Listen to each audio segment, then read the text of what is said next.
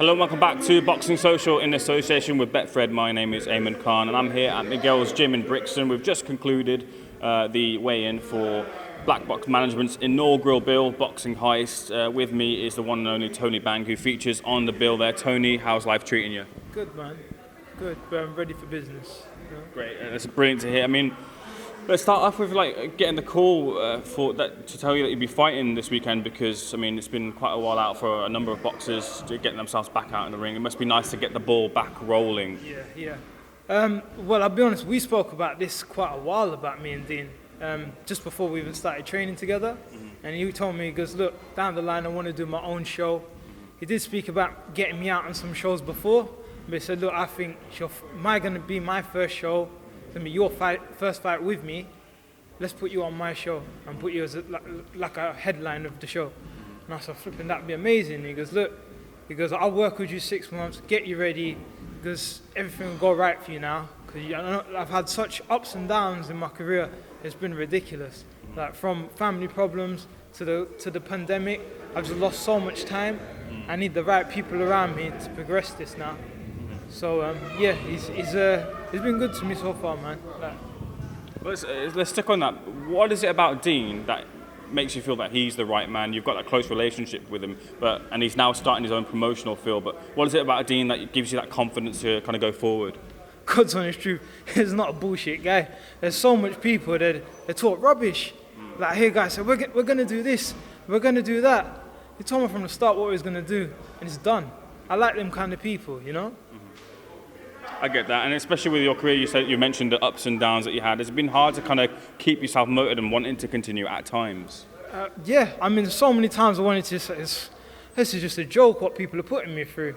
Like telling me I got fights, fighters are pulled out, can't get your replacement, show's been moved. And it's like, come on, man. Like, it's still up and down, trying to get somewhere. People always ask me, you got to do this much tickets, you got to bring this much thing in, you got everything I'm always asked to do, I do it. And it's like, they don't commit on their half.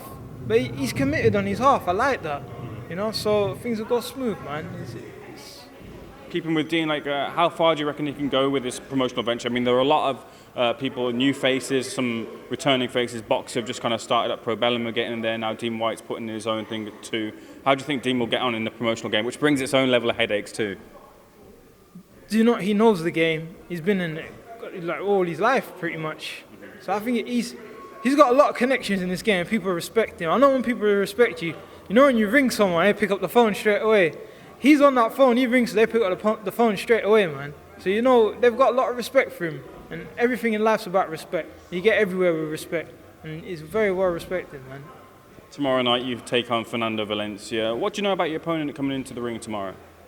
I know his experience, but other than that, that's all I know about him. He's fought some good boys, so he's definitely very durable. He hasn't really been stopped. But let's see on the night, because I don't want to think that a guy's going to come out and do something, going to be like certain something. I don't know. Anything can happen on the night, so I'm just ready for whatever comes. You fought at Super Welter. This fight here is at middleweight. Are you intending to continue your career at middleweight? What's the plan for you? No. We're coming back down. It's just because we've had such a long period at the ring. I spoke to him about coming down to Super Welter. During the 2 years that I wasn't boxing, I didn't really train. I wasn't in the gym at all. So he said, look, what we do, bring you down to a comfortable weight that you pretty much walk around at. I mean, I don't walk around too far away from this weight.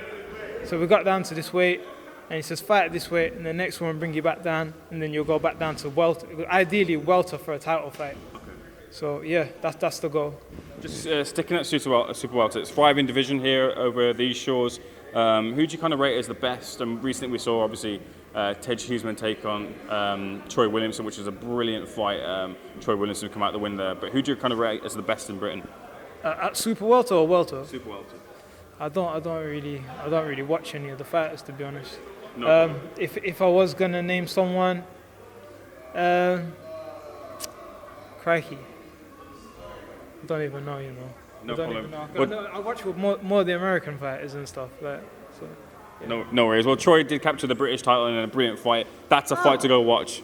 The MTK boy. Yes. Yeah, he was bloody good. Yeah, I saw him fight. Yeah, I like that fight. Yeah, he's a very good fighter. Yeah. Quality Yeah. Let me get your thoughts on the American side. You mentioned talking about watching the American boys. It's an American boy taking on a Mexican in an undisputed clash on Saturday night. Canelo Alvarez versus Canelo-Plant. What's your take on who do you think will come out victorious and claim all those belts? Canelo, man, he's a master boxer. It's a full package. I think the only time he lost was to Mayweather. But you're talking about a guy who's mastered the art of boxing and had a big age advantage. Like, he's been in the game a lot longer. Now Canelo's got that experience with the age. He's a force, man. Can you see any fighter that comes to your mind that could potentially give Canelo the problems that I think the last time we saw Canelo get problems was probably Billy Saunders, maybe rewind that to Golovkin, and obviously Floyd Mayweather did beat him. But who do you think kind of could give Canelo those problems? I honestly don't know. My pound for pound number one is Canelo at the minute, so I don't think there's anybody out there that could really beat him. But I think there's a fighter out there who's pretty decent called David Benavidez. He's quite decent. He'd probably give him a good fight, but I couldn't see him beating Canelo. I could just see him giving him a bit of trouble. But I like Benavidez as well. He's another one of my favourite fighters. So.